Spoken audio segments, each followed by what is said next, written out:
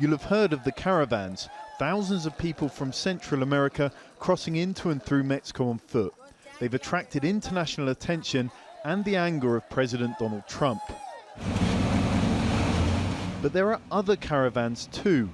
These ones are secret, but over the last year, they've almost certainly carried far more migrants than the ones in the news. Here they are, convoys of trucks which head out from a little guarded border point between Guatemala and Mexico.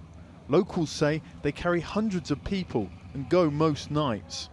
They're controlled by people smugglers. Each of their charges has paid them thousands of dollars to get to the US border. This one's been caught, but it's the exception. Here's the scene from another night. State police open a truck, see the migrants packed inside, and wave it on. And this is where it all begins. Impoverished communities in Honduras, El Salvador, and here, Quixal in Guatemala, where people like Daniel are desperate to get to the US. You can come good on the dream that you have a house or a plot of land and education for your children. I've struggled for my family, but I can't give them that future here. 3 months ago, he agreed to pay smugglers $3,500 for himself and his son to take the journey. They made their way to the Guatemalan border town of Gracias, Dios.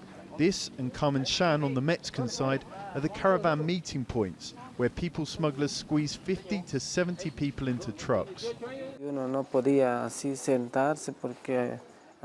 You can't sit down because you're squashed together. My son started crying because people fell on top of him.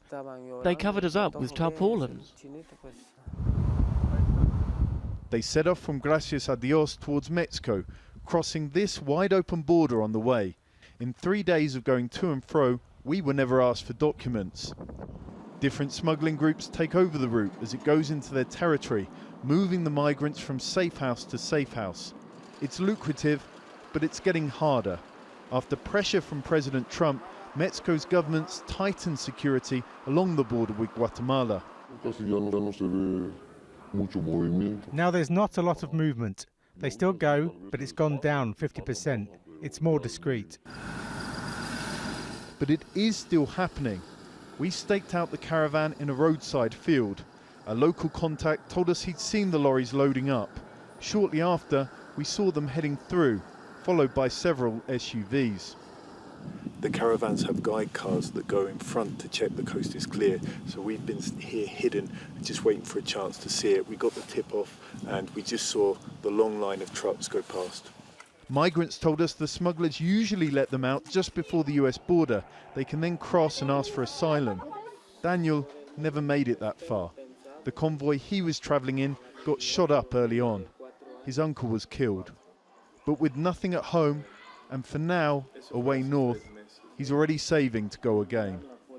John Holman, Al Jazeera, Gracias a Dios.